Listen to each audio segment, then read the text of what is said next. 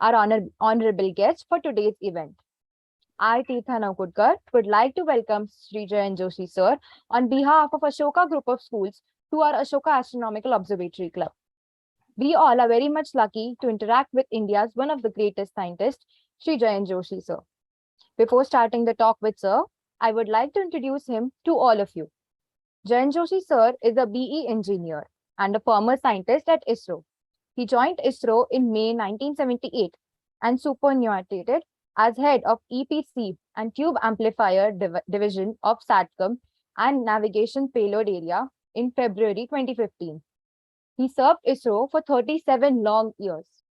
Er.Jayant Joshi sir was a recipient of ISRO Team Excellence Award in 2009 in appreciation of contribution to the Indian space program for successful realization of MMIC-based subsystem.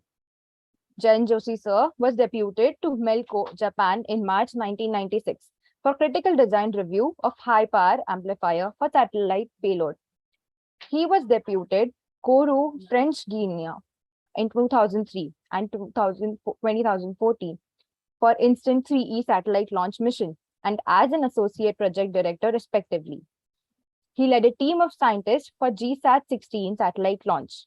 Now, talking about Jayant sir's professional experience, he was responsible for design and development of various RF hardware communication satellites and Mangalyaan. Sir started his career by India's communication satellite Apple in 1978. He also guided India's heaviest and largest satellite, GSAT-16, in 2014. He designed and headed Space Subsystem Solid-State Power Amplifier. This helped in promoting the policy of Make in India and saved heavy foreign exchange. Sir has participated in more than 25 satellite missions. In this early career, he not only being RF subsystem designer, but also was a payload project manager. He was a deputy project director for GSAT-15 satellite project. And Sir was also the associate project director of GSAT-16 and GSAT-18 satellites, which were launched on 2014 and 2016 respectively. These were few of Sir's professional achievements. A very warm welcome to you, sir. Thank you. Moving forward, one of the very important characteristic of a student is to question, because curiosity is the fuel for discovery, inquiry, and learning. And so, now I declare the platform open for the students to clear their questions. You all can raise your hand and I will call out your names. So name yourself properly.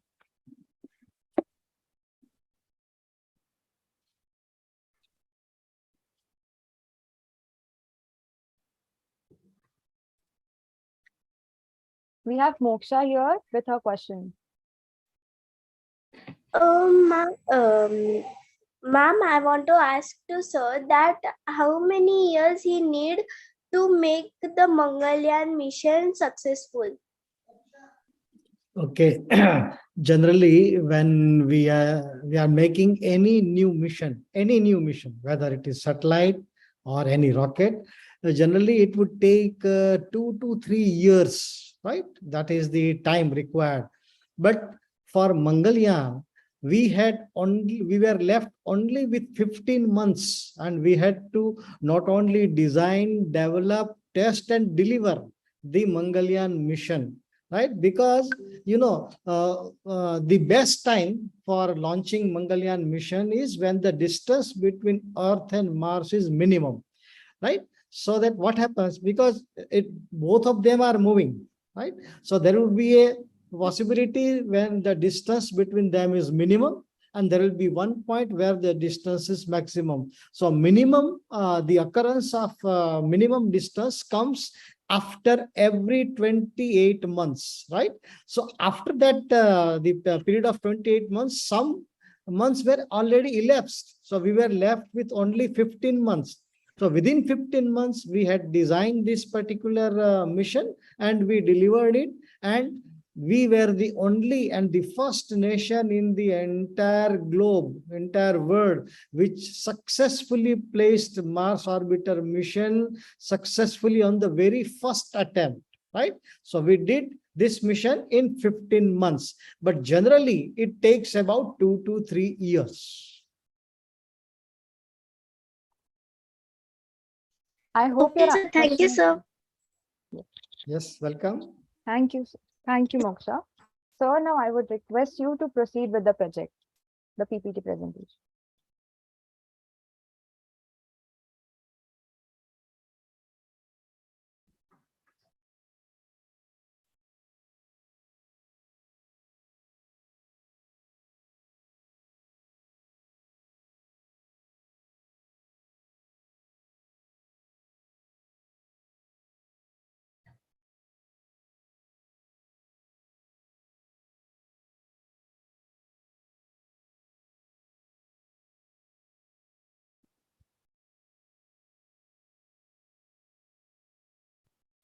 The next question, all of you can raise your hands.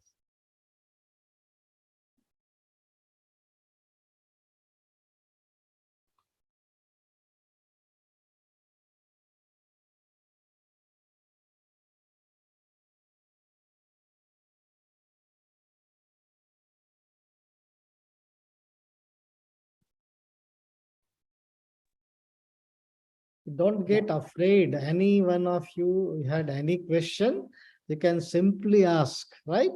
And you remove the word physics for time being. It's not actual physics I am going to teach you. You can ask anything about what is satellite, how do they stay in orbit, whether they come down or not, whether they collide it in between, because there are so many satellites, whether they collide or not, how the traffic management is done, what is launch vehicle, what is rocket, what fuel, anything you have in your mind, you can ask question without any fear.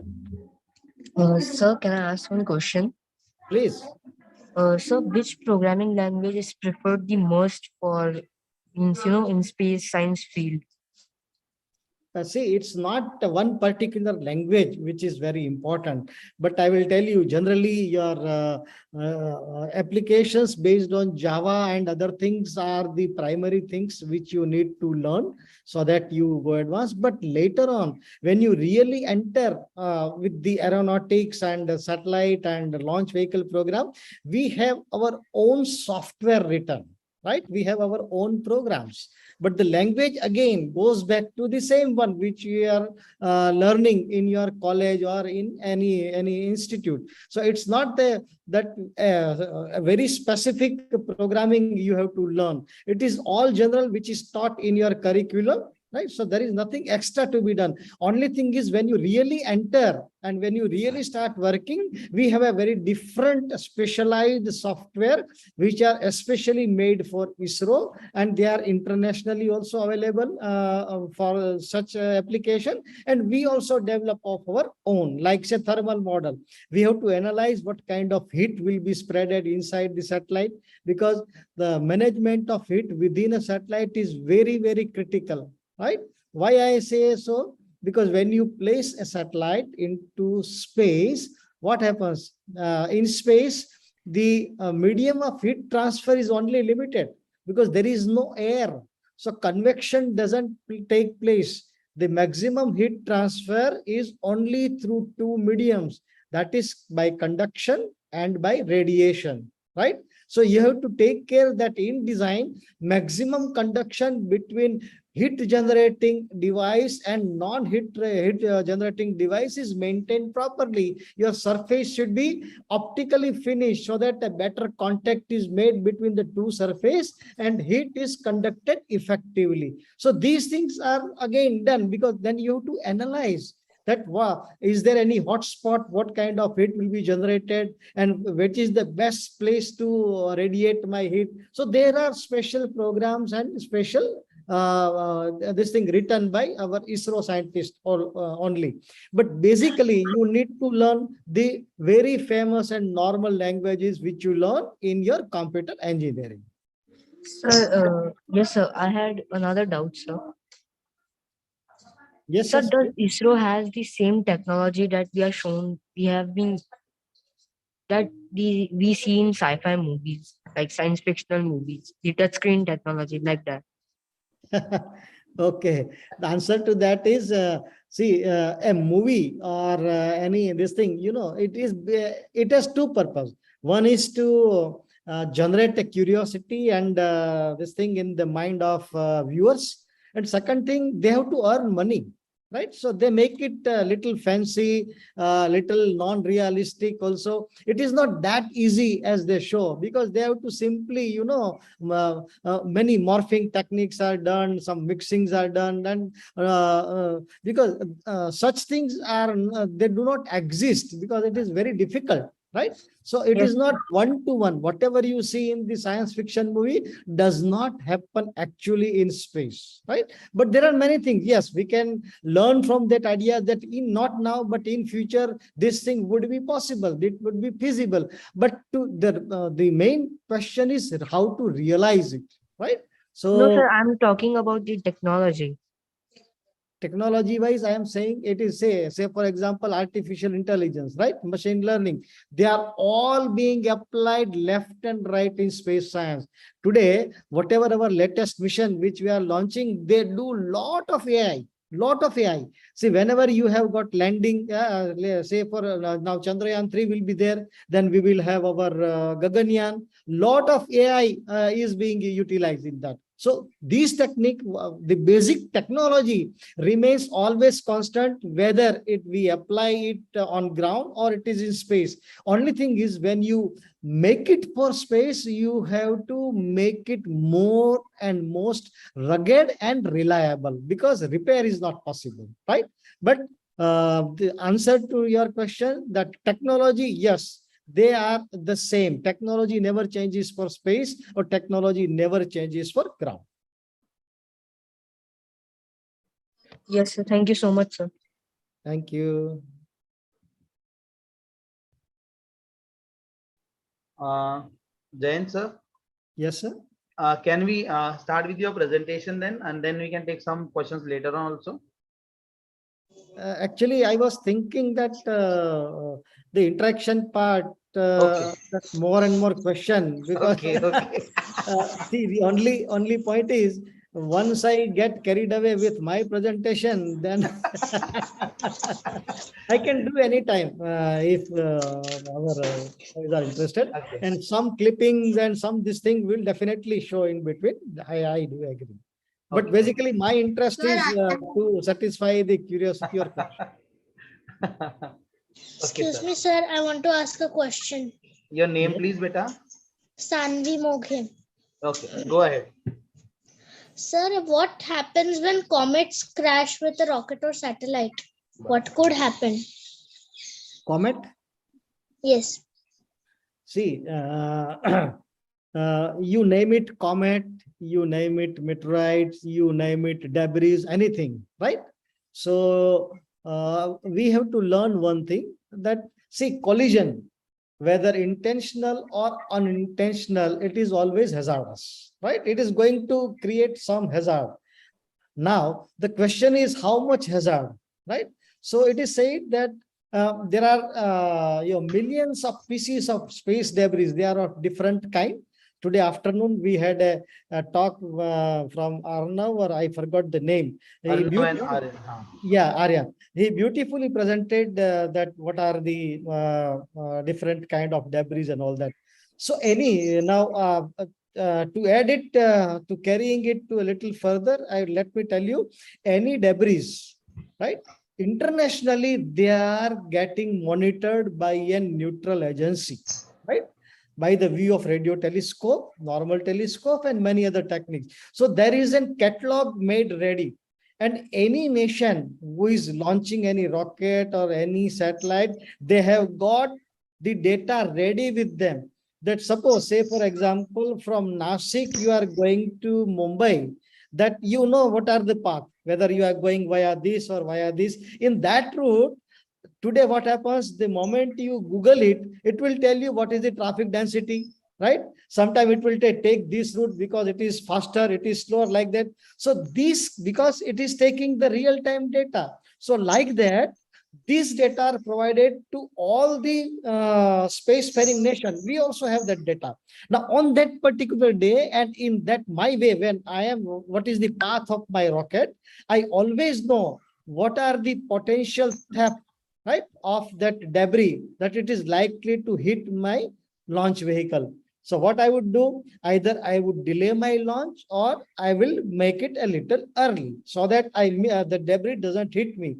And what are the possibilities of hitting the debris? The possibility is any debris which is more than 10 centimeter cube in size are a potential threat to damage your satellite.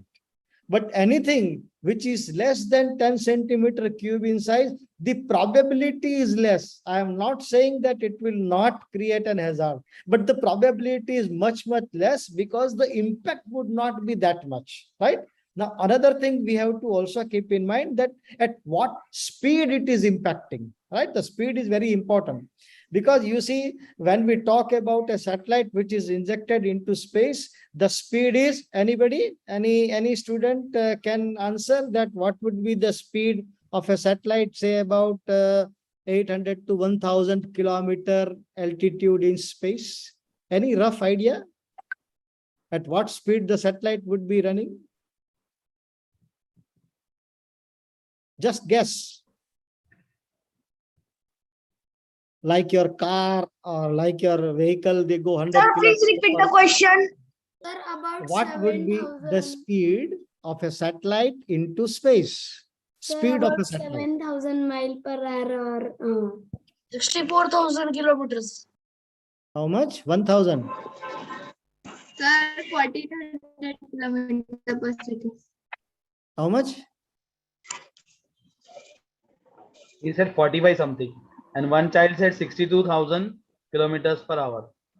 And Oh. Sir, 11,300 kilometers per hour. It should be more. It should be less than 35,000 kilometers.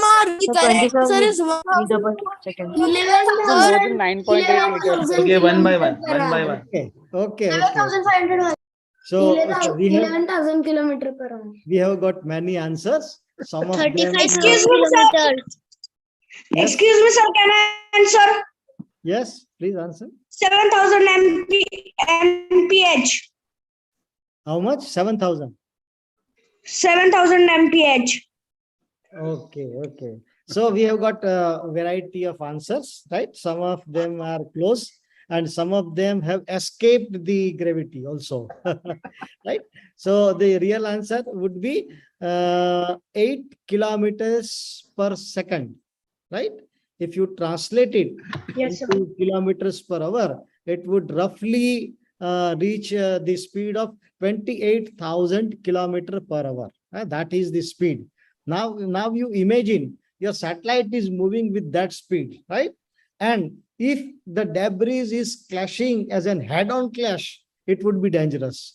If it is moving from side, the impact would be different, right? So as I told, it is both the thing, the size and the speed, and at what angle it is impacting. Now, which area it is impacting, that also matters a lot, because if it hits on the solar panel, they are very sensitive, they are thin compared to the main body of the satellite.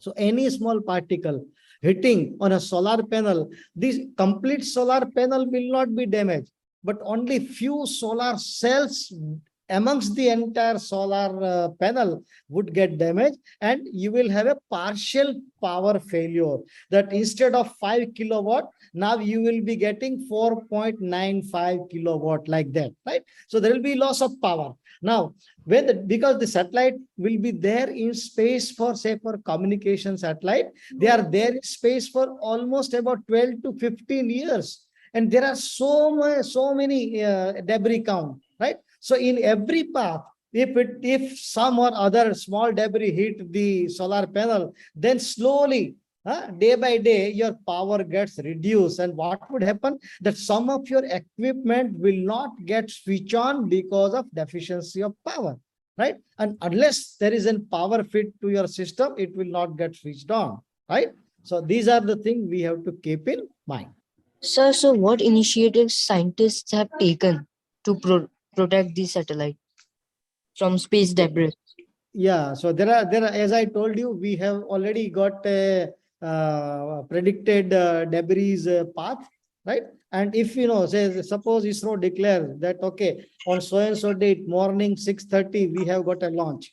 So this the decision of launching, that is called launch window. The launch window is decided based on so many factors: the geographical factor, the wind vector, and the local weather. And what happens that 1 week prior to the actual launch date and time, a balloon, a weather balloon is released every 6 hours, so that it measures the instantaneous upper atmosphere data and gives the ground station what are the changes. One is the predicted one according to the catalog you have, and the other one is you already have happening right at that moment, right? So based on that, there is a model prepared, and the scientists get an actual picture that if today the predicted weather was this and actual weather is this, what are the mismatches likely to occur in the coming days. So this model is calculated over number of days, and when you arrive just 1 day before the launch, you are almost sure whether your weather and conditions are favorable to you, right? That is called launch window. That is one thing, right? Now, second thing is, when you know that in your path there are some debris, right, which are predicted, but if there is a collision between the debris itself, not any new debris, but debris colliding with another debris, they create much more debris and they scatter in many other ways, and they start, the speed also gets enhanced. So that are the new and unpredictable debris. So any such debris are likely to come in your way of your launch vehicle or your rocket. What would happen? That can be anticipated before the launch, and we can wait the launch, or we can postpone the launch by a minute or a half a minute or maybe few minutes. And we know the debris would have passed, we know it, and then we launch it. So that is called mitigation, debris mitigation during the launching of a satellite. Number one. Number two, you have already launched it. Now satellite is in space and it is in orbit. So where does the satellite go? Satellite always go in a prescribed orbit. That is predefined. वो पहले से आपको पता है कि आपको कौन सी orbit में सैटेलाइट को डालना है, वो उस ऑर्बिट को छोड़ के कहीं भी नहीं जाएगा, right? So the satellite orbit is defined. Now there are again chances that in that orbit path another debris may come and hit it. So what would you do? There are two ways. One is either you increase the height of your satellite, or you stop controlling the satellite, and due to latent gravity of Earth, your satellite would come down a little bit from your intended orbit altitude. Now, when this happens, the debris would again pass, and again you can bring up your satellite or bring down your satellite. That is again called in-orbit mitigation to combat the debris. These are the generally standard techniques. Excuse me, sir. Excuse me, sir. I had a doubt. Yes. So, what are the upcoming missions of ISRO? Oh, there are many upcoming missions, but the major one which everybody should know, one is our Gaganyaan, right? So Gaganyaan is a mission where we have developed a human-rated launch vehicle which can carry 3 astronauts into space. So this time we have planned a mission where our own astronaut, we are not calling them astronaut, we are calling them in ISRO or India, we are calling them as Vyomnaut, right? So Vyom means Akash. जो आकाश में जाते हैं तो उसको व्योमनॉट कहते हैं हम. तो that is a 3 व्योमनॉट can sit in a crew module. That is where the 3 Vyomnaut will be sitting. And our giant vehicle, GSLV Mark 3 LVM, right, would take them into space. We will put that capsule about 400 kilometers above the Earth's surface, and it will be orbiting around Earth for 1 week. That is 7 days. That is the planned mission as of now, right? And so for 7 days, it would be orbiting the Earth, and they would perform the predefined experiment that are the effect of those things in under microgravity condition, right? So growing the plant, some medicinal experiment, some food experiment, right? So they are the experiments are designed with the academia institute and some research institute, right? A set of experiment they would be conducting, and effect of microgravity on the human body, that is the worm knot, that also would be monitored continuously. So that is one of our very highly ambitious mission, and we will not be sending the worm knot directly, but before that we will have two robotic flights. One of them is planned in this coming December. It is planned. I am not saying it will be done, but it is planned in this December, where in place of actual human, we will be sending robot, right? So based on the success and the data, whatever modification or the extra precaution we need to take will be implemented, and another robotic flight will be done after 1 more year, and then the actual human flight would take place. That is Gaganyaan. Now, number two, we have gone to moon, right? We have gone to Mars also, and now we are planning to go to sun. We are not intended to land on sun, right? But we'll be approaching sun. We'll be keeping our satellite few lakhs of kilometers away from the sun to study the sun coronal mass injection, right? The corona is the thing which constantly get liberated from the surface of the sun, and that is how it is affecting our global environment, right? So to study it continuously. Now the important thing for Aditya mission, that mission is called Aditya. Aditya ka matlab hai Suraj. So mission to sun is called Aditya mission, that we are going to do. Then we have one very international collaborative mission where NASA has come forward to join hand with ISRO. It's a proud moment, right? You all know about NASA, but for many things you need to know about ISRO. But we should all be proud that NASA has come to ISRO for making a satellite, and that name is NISAR. NASA ISRO Synthetic Aperture Radar, NISAR. So that is the mission, and by 2030 we are planning a one space lab, right? So that is by 2030 we have a plan on a small scale we will be doing. We are also planning to have a Shukrayaan mission to Venus, right? Maybe another 2 years or so. So these are the major ambitious mission, but along with that, we are continuously doing the communication satellite mission, remote sensing satellite mission, then Earth observation satellite mission, and navigation satellite mission, right? Excuse me, sir. I have a question. I had one more doubt. Excuse me, sir. 1 Excuse me, minute. sir. 1 minute. Excuse me, sir. I had one more doubt. Okay. Yes, who is this? Excuse me, sir. I had one more Name, please. doubt. Reyash Singulekar. Huh? Singulekar. Okay. Reyash Sanket Okay. Singulekar. Can you switch on your video? It is disabled actually. Okay. You can just 1 minute. You can ask the question now. Yes.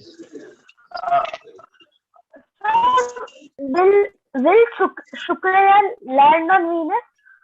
No, dear. It will not. We are not landing anywhere. We are in our intention of immediate landing mission will be on moon, right? That is our Chandrayaan 3. Chandrayaan 2, we tried. We almost reached there, but only we were short by few meters only, right? So that was we were unsuccessful in landing during Chandrayaan 2. But Chandrayaan 3, we are confident. We have learned whatever failure we had in Chandrayaan 2. So our immediate landing mission would be Chandrayaan 3. But we do not have any intention to land on either on Venus or on Sun. Can I ask a doubt? I have a question. Sir, Excuse me, sir. Excuse me, sir. Excuse me, sir. Excuse me, sir. Okay, wait. We will give you one by one chance. So Soumya, you can go ahead with the question. Wait. Yes, sir. Sir, I wanted to ask you that what is satellite designing? What are the factors required for it? Like what payload and instruments we have to keep? Okay. See, designing a satellite depends on what are the user requirement, right? It's not like that of my own, I will design a satellite and put it into orbit, because then nobody will be interested in using. So what happens, we have got a space commission, right? The space commission, what happens at a regular interval, whatever the known users in India, especially I'm talking about ISRO, right? There is a continuous meeting, regular meeting being called for all the users. And what are their present requirement? What are their future requirement? And what kind of speed and data and what kind of technology they are looking for? That input is taken from them. Based on that, that input is given to ISRO. Then ISRO decide that for so and so application, what kind of payload would be required. Then the payload team comes out with a solution that if is the application needed, this kind of payload can be proposed. So it is always an user oriented phenomena, that what the user wants. See, now the currently as a student, if I ask 100 students, but what do you want actually? Everybody will say, we want very high and stable internet connection, right? That is the only requirement, all of you, right? So ISRO is planning that 100 Gbps, right? So that is our intention, to give the user the actual 100 Gbps internet speed. Now the question is that the ISRO or the satellite is capable of doing it. The only question is, when it comes to ground, it is not in the hand of ISRO. Then it is your service provider, right? Say Airtel or whatever, Reliance or BSNL, they are the service provider. You are not getting service directly from satellite or say from ISRO. You are getting services from your service provider, right? So what happens, that these users take the transponder on rental basis from ISRO, right? And they use that satellite transponder or equipment for their own commercial purpose. The commercial purpose means we all users. We all user will go to the best plan of any cheaper or the best or the faster plan for any service provider, and we pay the subscription. And now what happens, like all of us have experienced, any new company initially will give you a very high speed, a very cheap data package also. So everybody, get subscription with that particular service provider. But later on, what happens when the users are limited, everybody gets a big share. But slowly when the user go on increasing, everybody gets the cut off share, right? So this is what is happening. So whenever you listen that ISRO has already provided a large number of internet data, why it is not coming to my mobile? The answer is this: it is not ISRO or the satellite, but it is your service provider which has got some limitation. Now, sometime what happens, your service provider do not have any problem, but you are located in such a service area where the signal is not proper, right? So these are the things to be kept in mind. So like that, whatever is the present requirement of the user and the future, because the satellite, as I told you, will work for 12 to 15 years.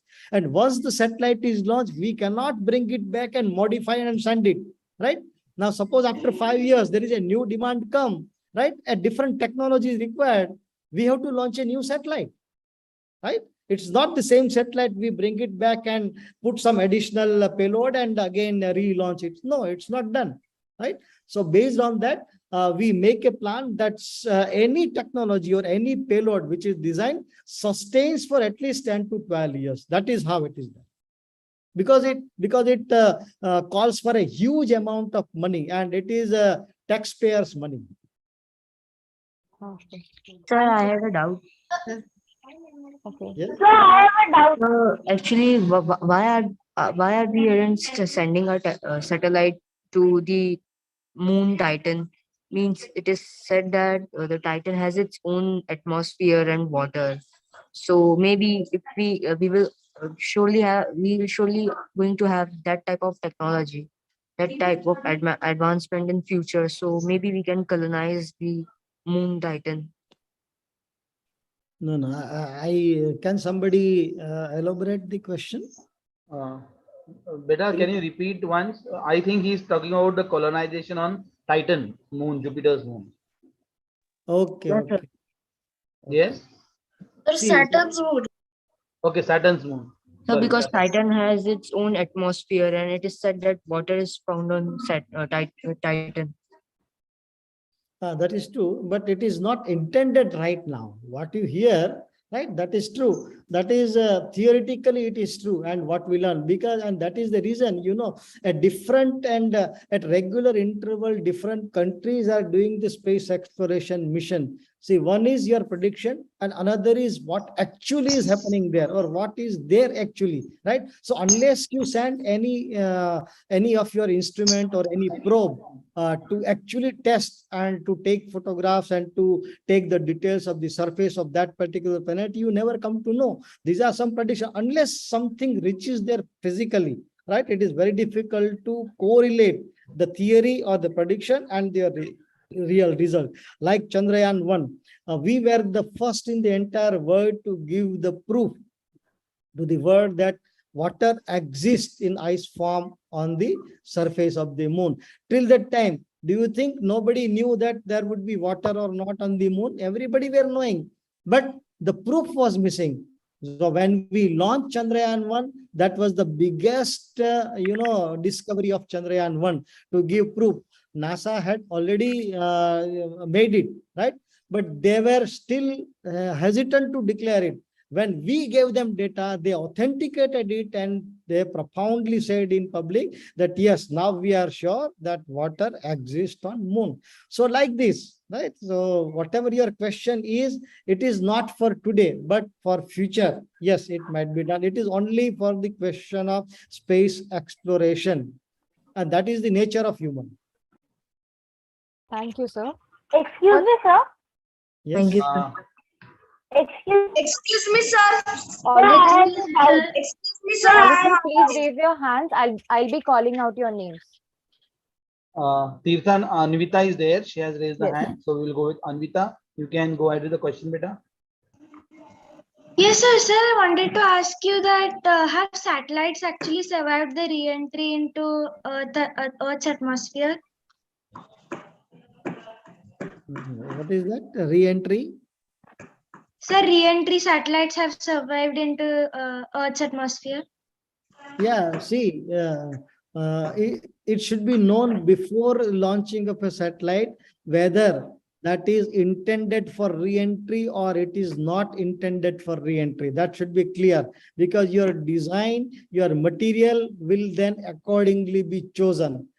Say, for example, it is not meant for re-entry, you do not need to pay any attention, because the biggest challenge is while you are entering into atmosphere from space, right?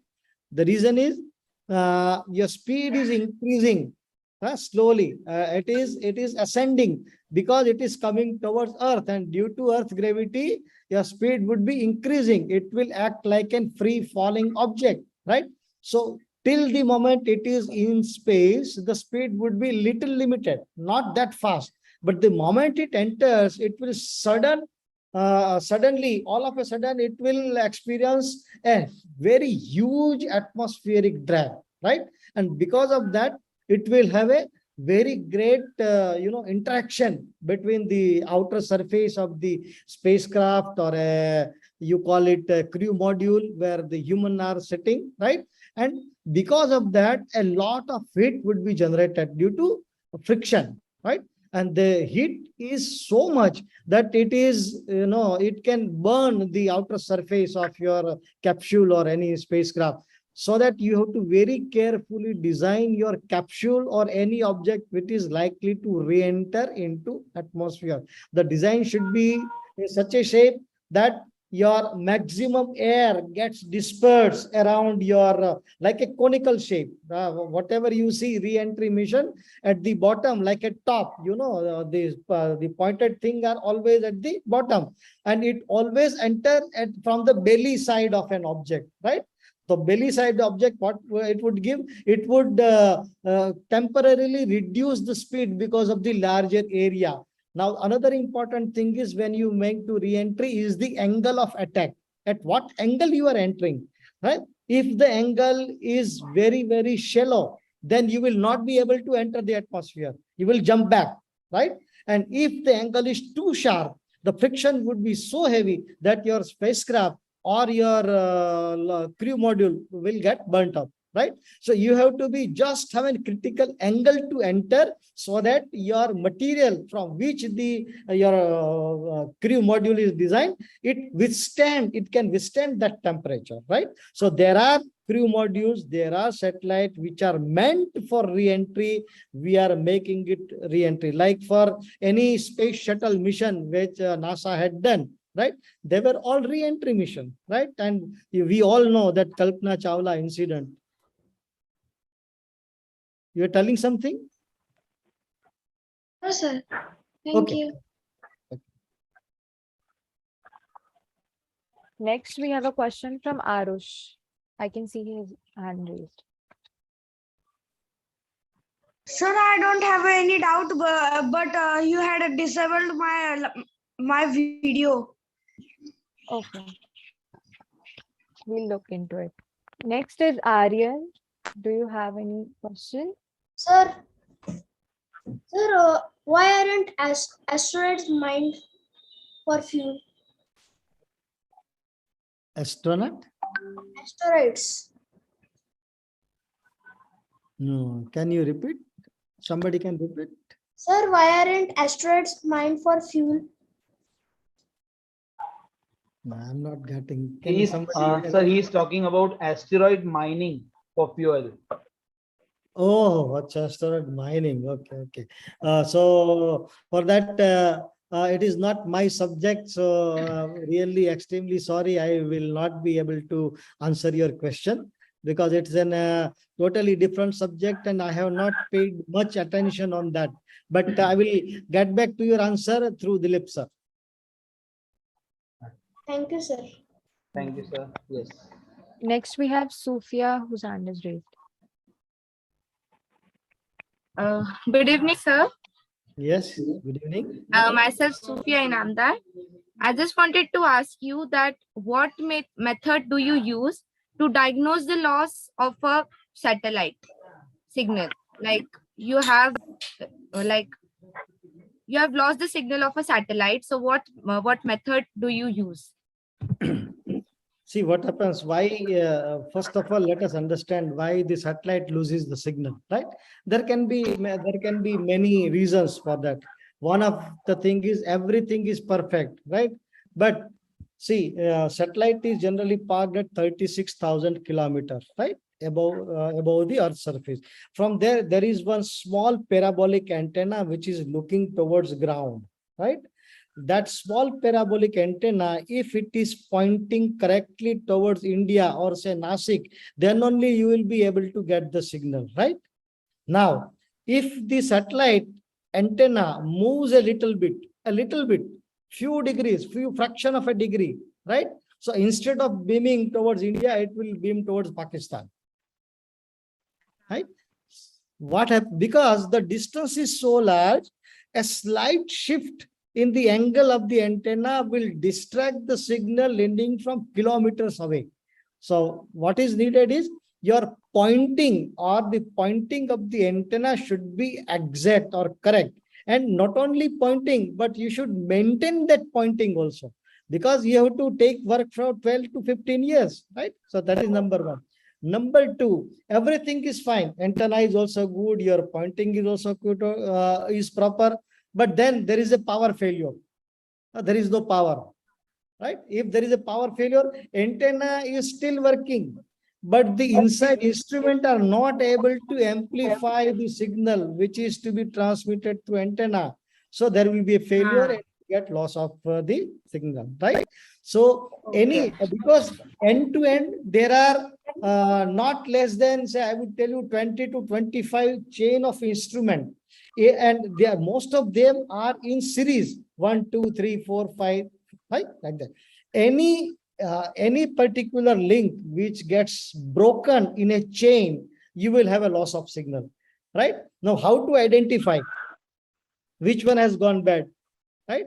So there, each and every instrument sends their own health signal back to the ground. So how do we know whether Mr. X is working properly or not? यहाँ जो आजकल है तो मैं आप सबको देख सकता हूँ कौन हंस रहा है, कौन बोल रहा है, कौन शांत बैठा है, मैं वीडियो के थ्रू देख सकता हूँ, राइट? तो लाइकवाइज सैटेलाइट से तो 36,000 किलोमीटर ऊपर से I can monitor, not through video but through the parameters, like जैसे हम बोलते हैं ना डॉक्टर के पास जाते हैं कि भाई आई एम नॉट वेल, तो वो हमारा ही measures our body temperature, right? He measures our blood pressure. So like that, there are some important parameters of each and every system कि अगर वो ठीक है कि नहीं अगर पता करना है तो ये दो पैरामीटर अगर हमको मिलता है, we can say that it is healthy and it is measured in terms of voltage. Say if I say my voltage should be between 0 and 5 volt. If I am getting 5 volt, I will say that system is okay. If I am not getting 5 volt, if I am getting less, 3 volt मिलता है तो मैं बोलूंगा ये थोड़ा खराब है, लेकिन 0 वोल्ट हो गया तो मैं बोला ये सिस्टम खराब है. So that is called telemetry, telemetering. To meter means measure, tele means from a distance. From a distance we can measure without actually seeing that instrument. So this way we can predict that okay, so and so instrument has gone bad. Now you will question, now sir, if you know that this system has gone bad and because of that the entire signal is lost, what you will do? Because we cannot go there and repair or replace, right? So what happens, any such critical item which we declare it as a critical, that is most important. See, like our body, we have got 2 eyes, right? अगर एक आंख खराब हो जाती है तो दूसरी आंख से हम काम चला लेते हैं, ठीक है? जैसे 2 कान है, एक कान से तकलीफ हुई तो दूसरे कान से हम सुन सकते हैं. तो भगवान ने भी हमारे बॉडी के अंदर जितने भी इंपॉर्टेंट ऑर्गन है वो हमें रिडंडेंट दिए हैं, एक और ज्यादा दिया है, राइट? तो सैटेलाइट के अंदर भी पूरी चेन के अंदर जो क्रिटिकल इंस्ट्रूमेंट है वो एक से ज्यादा रखते हैं ऑलरेडी पहले से, और नीचे से हम उसको स्विच कर सकते हैं कि अभी आप एक्स और वाई, सपोज 2 इंस्ट्रूमेंट है, पहले आपकी चेन एक्स इंस्ट्रूमेंट से जुड़ी है लेकिन एक्स वाला इंस्ट्रूमेंट खराब हो गया है, तो हम नीचे से उसको कमांड देंगे तो वो सिग्नल है वो एक्स के बदले वाई से होके जाएगा.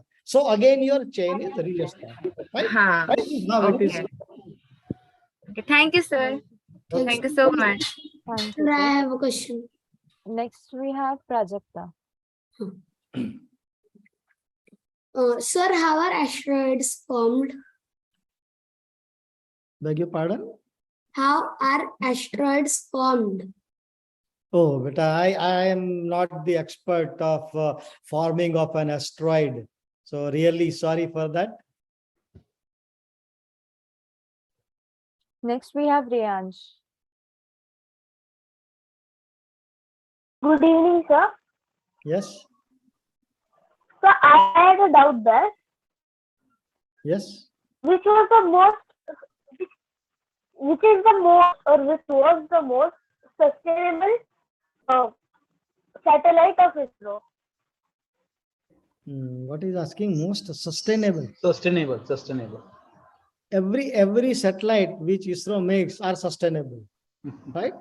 And they are made so rugged that so far we have done more than 100 satellites. And to be proud, each one of you, all the satellites have almost completed their life successfully, except there are few missions we had a partial failure.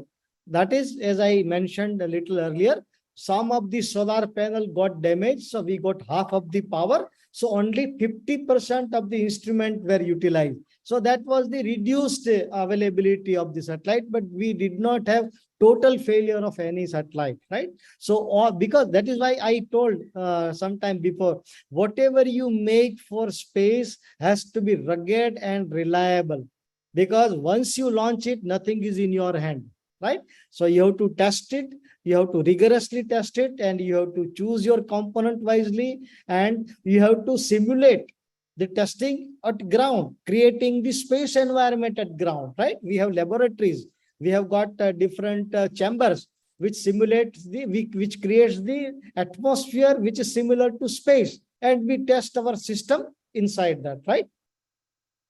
So I have 2 more more doubts.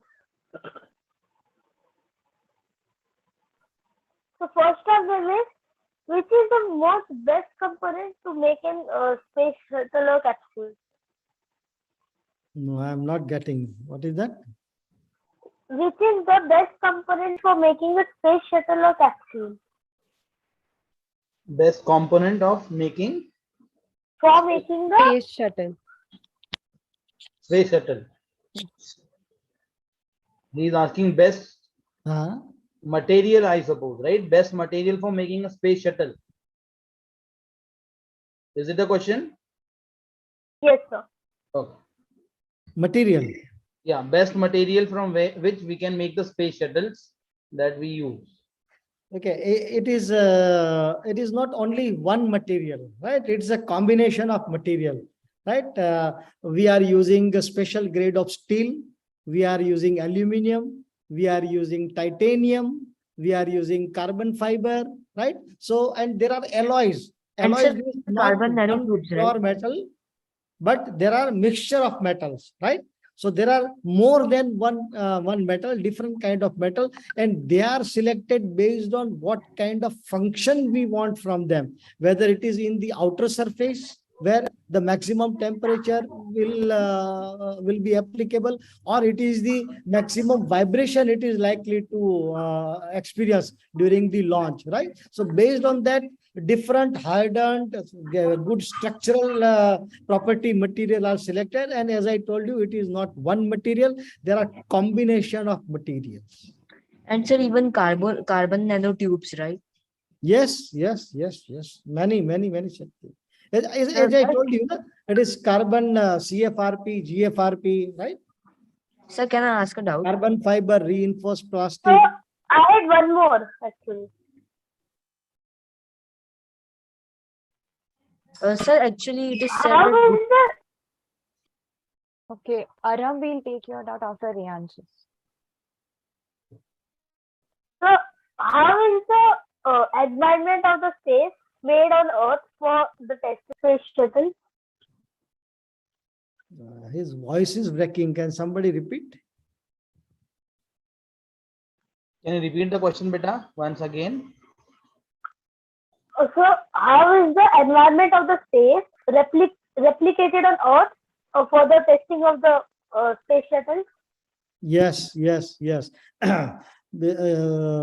See, I tell you, the size, say for example, a satellite, the size of the satellite is 3.5 meter cube. That is a small bedroom, almost like a small bedroom of any house, right?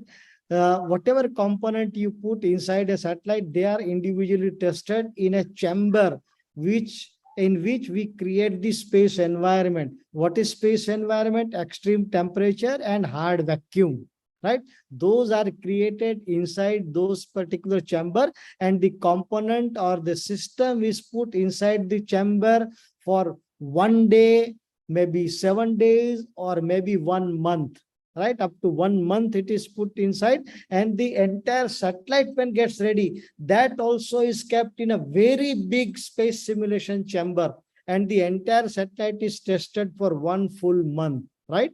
Because unless you test it in the real environment, simulated environment, you never know, because whatever material properties, whatever the behavior of any particular instrument on ground, the moment they go into space, they immediately change, right? There are many properties, and they change only because of vacuum, right? So you have to, before you launch, you should test it rigorously, right? Because it is very costly and it is time consuming also, right?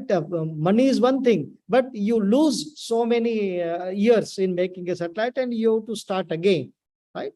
So it is the environment is always created on ground, and then it is tested like that.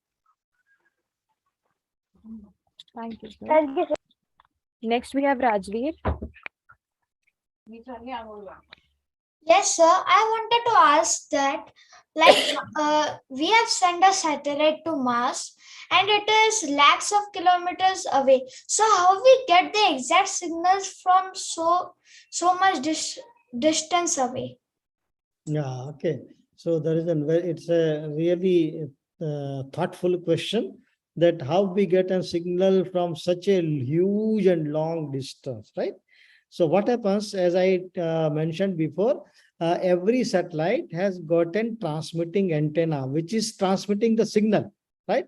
And it is pointed accurately towards, say, for example, Earth, or say, for example, ISRO, right? Or India, so that we get that particular signal. But because the distance is very, very large, the signal gets weaker and weaker. So if we are trying to receive that signal as it is, we will never be able to receive that signal, right? So there are two things. One is, before sending, it is highly amplified. Like if you speak on a ground in a public meeting without microphone, your voice would not reach beyond certain distance. But if the gathering is very large, we used microphone, right? So अगर आप mic में बोलते हैं तो बहुत दूर तक आपकी आवाज जाएगी. So you are amplifying your voice through a system. So likewise, the signal are amplified inside a satellite. और दूसरा क्या है कि वहां से जो सिग्नल आता है, वो सिग्नल को रिसीव करने के लिए ग्राउंड पे बहुत ही बड़ी और सेंसिटिव एंटेना लगाई जाती है. नॉर्मल सैटेलाइट के लिए जो एंटेना है, उससे बहुत ही बड़ी, राइट, बहुत ही बड़ी और ह्यूज एंटेना, 32 मीटर डायामीटर. बेलालू में, बेंगलोर के पास बेलालू में डीप स्टेशन नेटवर्क करके जो हमारी जगह है, वहां पे हम ये एंटेना लगाए. बहुत ही सेंसिटिव है.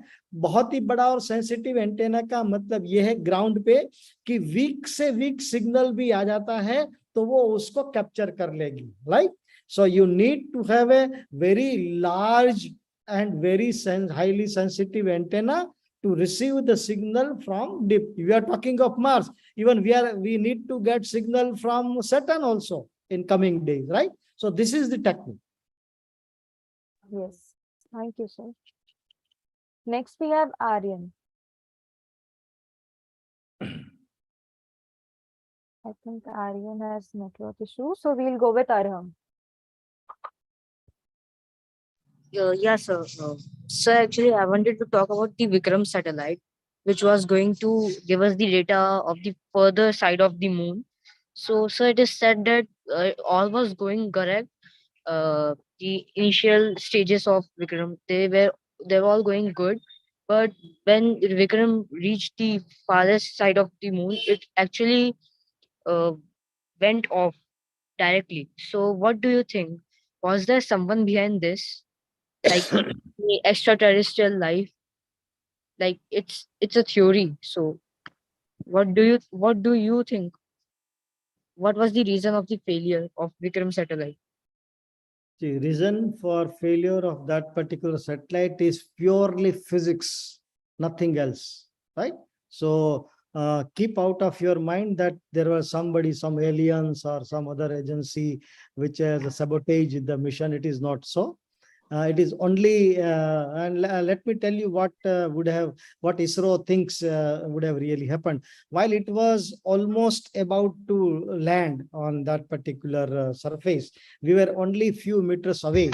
And because, as I told you, whenever you are approaching any surface, you are approaching towards the gravitational pull of that particular surface. If it is a moon, it is a lunar gravity. So because of the lunar gravity, the speed was increasing. So we need to control the speed. If you do not control the speed, you will crash down, right?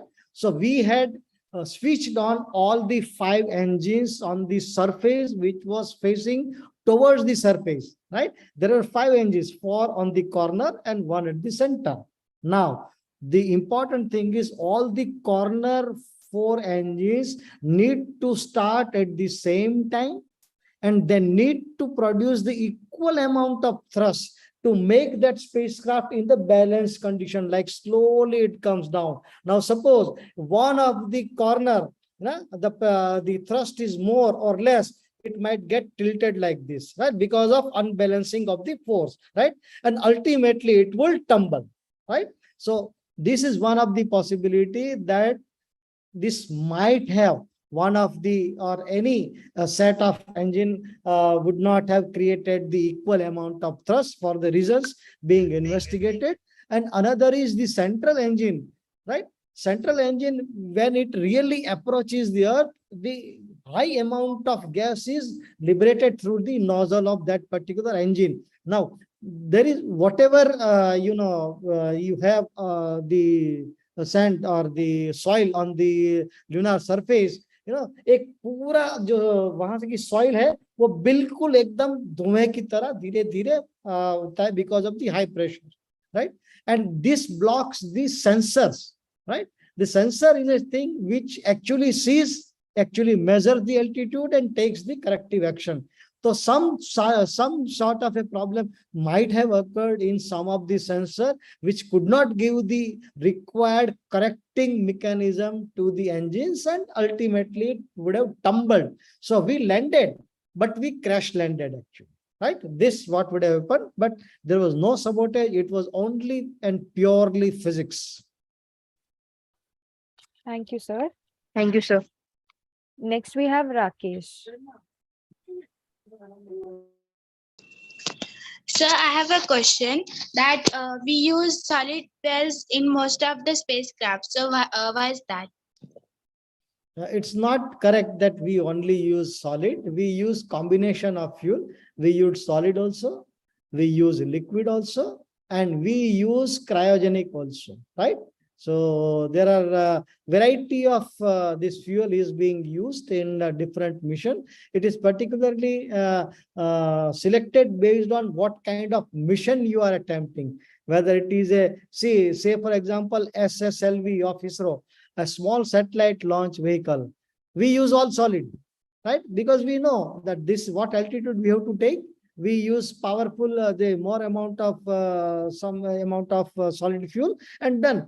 Right? Because your liquid engine, whenever liquid fuel you are using, the engine technology is becoming more and more complex.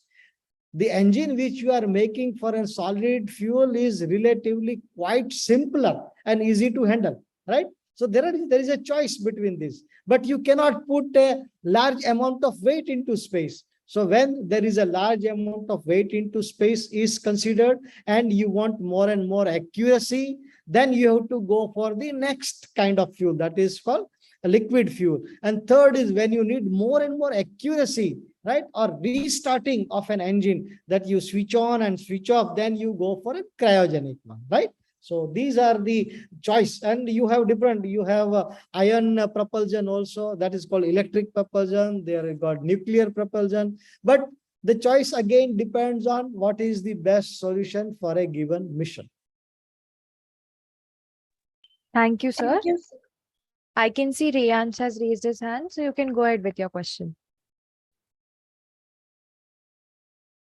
No, I don't have any question.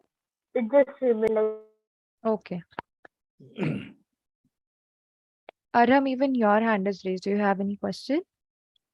No, sorry. Okay.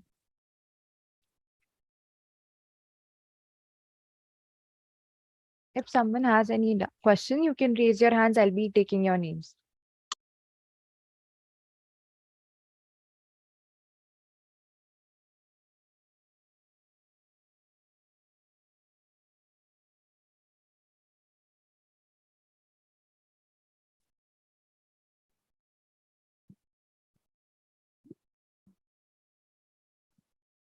Yes, Archana ma'am.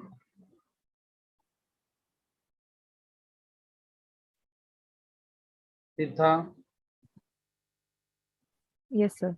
Okay. Yes, ma'am. Good evening, Jain Joshi sir. How are you? After a long time, I could see you. Yeah. Sir, are you there in India or still you are there in Austria? No, I'm still here in Austria. Till December, I am here. Okay, that's great. Okay, sir.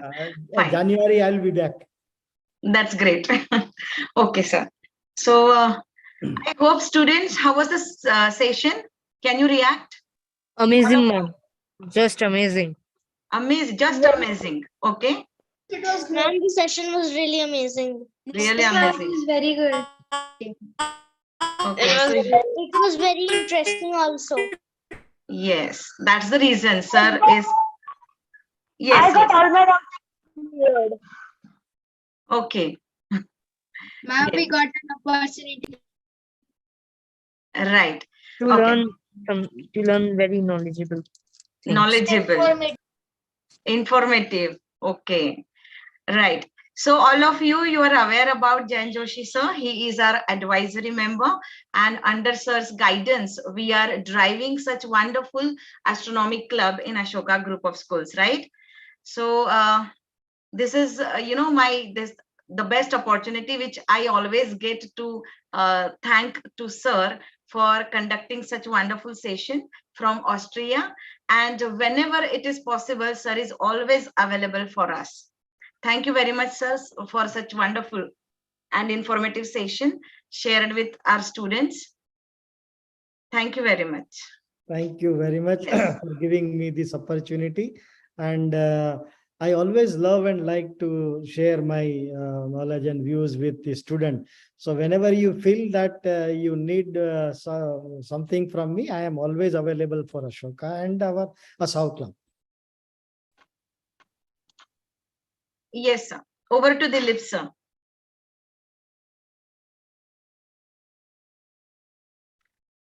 Actually, tomorrow we have the valedictory session. So we are in all that preparation engaged. Oh, and that's yes, we had these 3 webinars conducted during this World Space Week.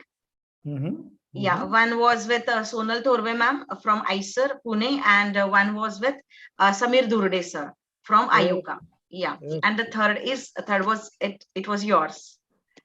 Yeah. Today I refrain myself from any presentation, because then it will be one-way mode. I only will be presenting, talking, and student will have their questions buried in their mind. So today I had in mind that let them speak and let me satisfy their queries to the extent possible. Yes, sir. Actually, they like very much your presentations always.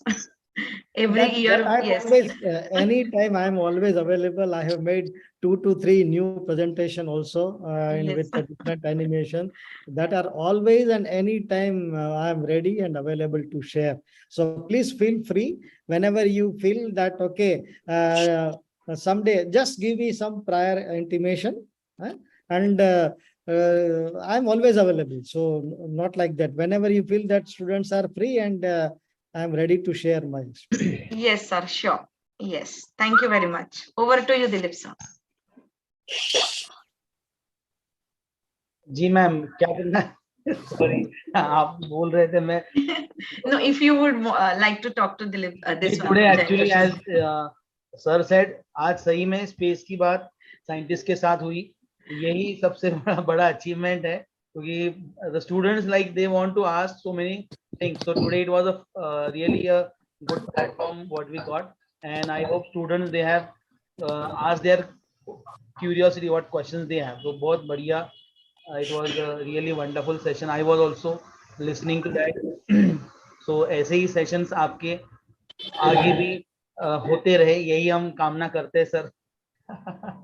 और आपका जो support है, आपका जो guidance है, मुझे और इन बच्चों को सबको मिलता रहे. That is what I will really it will be. हम blessed है उसके लिए कि हमें ये मिल रहा है.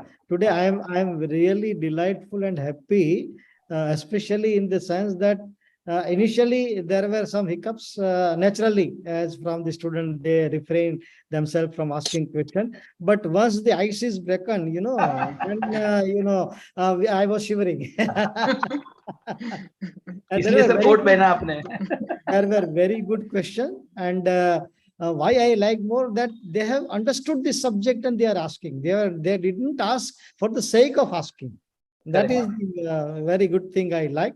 And I am always eager, especially this interaction and question answer is my favorite subject. Okay, ma'am. Archana ma'am, you can conclude then. Yes, sir. So, Jain Joshi, sir, we will not wait for the World Space Week to come, and then we will conduct this webinar. So, I think throughout the year, at least 3-4 interactions should happen with you. Yes, yes. I am available. I am available. Yes, sir. Okay, Thank then. you. So, can we disperse and can we wind up for the day? Yes. Thank you very much. Thank you very much, all of you. Yeah. Thank you, ma'am. Thank you, sir. Thank you, Thank you, Joshi. Tirtha. Thank you, ma'am. Yes.